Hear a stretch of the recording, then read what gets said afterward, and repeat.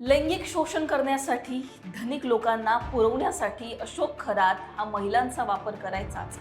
त्याचबरोबर स्वतःच्या पोलिसांपासून बचावासाठी आपले काळे कारनामे लपवण्यासाठी या भोंदू बाबा खरातनं कशा प्रकारे पीडित महिलेचा वापर केला, त्याचा हा घाणेरडा गेम त्याच्यावरच नेमका कसा उलटला, आपल्या पापांचा घडा भरलाय हे खरातला नेमकं कसं कळालं होतं, त्यानंतर त्यानं रचलेला डाव आणि या सगळ्यानंतर जवळच्याच व्यक्तीनं खरातचा केलेला गेम, हे सगळं या व्हिडिओच्या माध्यमातून मी तुम्हाला सांगणार आहे.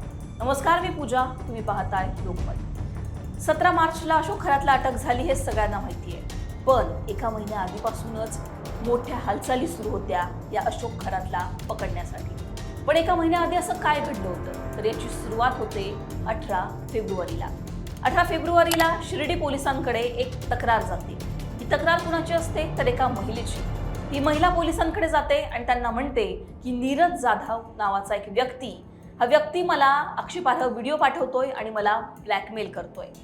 आता ही महिला जेव्हा पोलिसांकडे जाते, त्यानंतर पोलीस हे नीरज जाधव नावाच्या व्यक्तीचा शोध घेतात.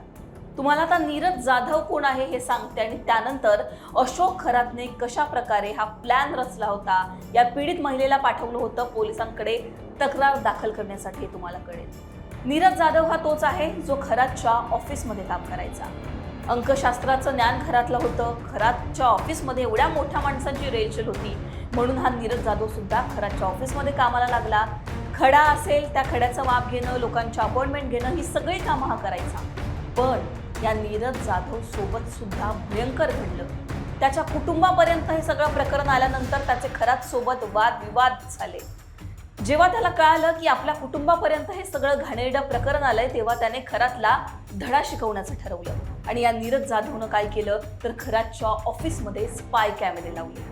हा खरात महिलांसोबत नेमकं काय करतो, या खरातचे काळे कारनामे नेमके काय आहेत, हे सगळं जाणून घेण्यासाठी, खरातचा पडदा फाश करण्यासाठी नीरज जाधवनं हा सगळा प्लॅन रचला आणि त्यानं खरातच्या ऑफिसमध्ये स्पाय कॅमेरे लावले सुद्धा. या कॅमेऱ्यांमध्ये सगळं रेकॉर्ड होऊ लागलं. खरात या महिलांसोबत काय करतो, खरात या महिलांना कशा प्रकारे केबिनमध्ये बोलवतो आणि तंत्र मंत्राच्या नावाखाली या महिलांसोबत कशा प्रकारे घाणेरडे कृत्य करतो, हे सगळं या कॅमेऱ्यांमध्ये रेकॉर्ड झालं. आता खरातचे हे सगळे अश्लील व्हिडिओ, खरातच्या या सगळ्या पापांचा पुरावा कुणाकडे होता, तर नीरज जाधवकडे. आणि याची कुठेतरी कुणकुण जी आहे ती अशोक खरातला लागली. अशोक खरातनं नीरज जाधवला कामावरून काढून तर टाकलं, पण त्याच्याकडे असलेले व्हिडिओ त्यांचं काय करणार? अशोक खरातच्या पापांचा जो पुरावा नीरज जाधवकडे होता, त्याचं काय करणार? म्हणून अशोक खरातने एक प्लॅन रचला.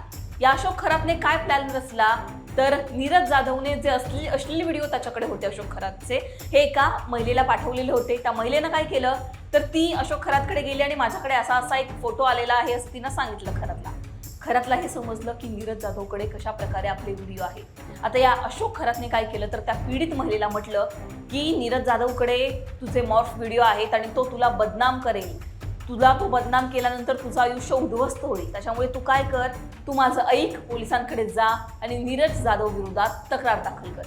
आता ही पीडित महिला जी आहे ती अशोक खरातच्या सांगण्यावरून काय करते, पोलिसांकडे जाते आणि फेब्रुवारीला मी तुम्हाला सांगितल्याप्रमाणे ती तक्रार दाखल करते.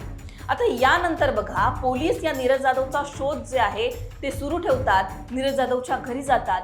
नीरज जाधवच्या घरी पोलीस गेल्यानंतर त्यांना असं कळतं की तो गायब आहे. तो का गायब आहे, कारण त्याच्याकडे खरातचे व्हिडिओ आहेत. नीरज जाधवची आई पोलिसांना माहिती देते. त्यानंतर पोलीस नीरज जाधवला शोधतात आणि त्याला संरक्षण सुद्धा देतात, कारण त्याचं असं म्हणणं असतं की खरात, माझ्या जीवाला खरातपासून धोका आहे. पोलीस नीरज जाधवला संरक्षण देतात. त्यानंतर 7 मार्चला नीरज जाधव त्याच्याकडे असलेले सगळे व्हिडिओ हे अहिल्यानगर पोलिसांना देतो. बघा, 7 मार्चला नीरज जाधवकडे असलेले सगळे व्हिडिओ पोलिसांना जेव्हा मिळतात, पोलीस हे व्हिडिओ तपासतात. त्यानंतर पोलिसांना सुद्धा खात्री पडते या व्हिडिओमध्ये असलेली व्यक्ती अशोक खरातच आहे आणि तो कशा प्रकारे महिलांना एक जे चुकीचं काहीतरी गुंगीकारक पेय प्यायला देतो आणि त्यांच्यासोबत हे सगळे जे आहे त्यांचं शोषण करतो. ही माहिती पोलिसांना मिळते. 7 मार्च नंतर जे आहे खरातला आरोपी घोषित करण्यात येतं आणि त्यानंतर 10 मार्चला लुकआउट नोटीस जारी होते.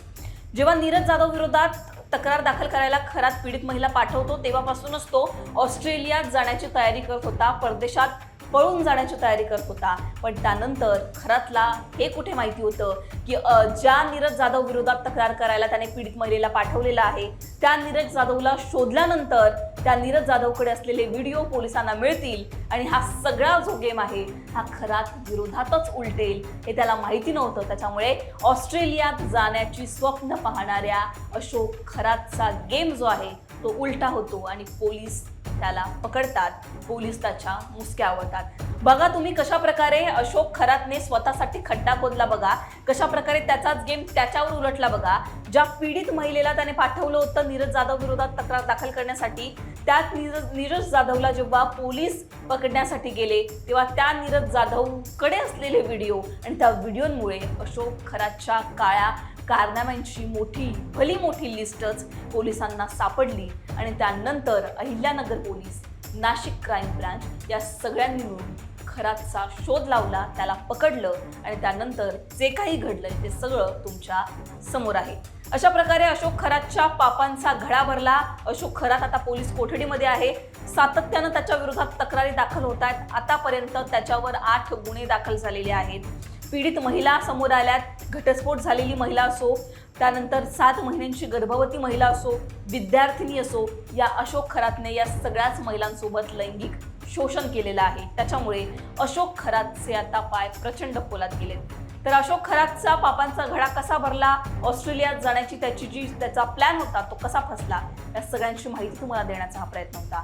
तुम्हाला याबद्दल काय वाटतं, तुमची याबद्दलची मतं कमेंटमध्ये सांगा. लोकमतला सबस्क्राईब केलं नसेल तर सबस्क्राईब करायला विसरू नका.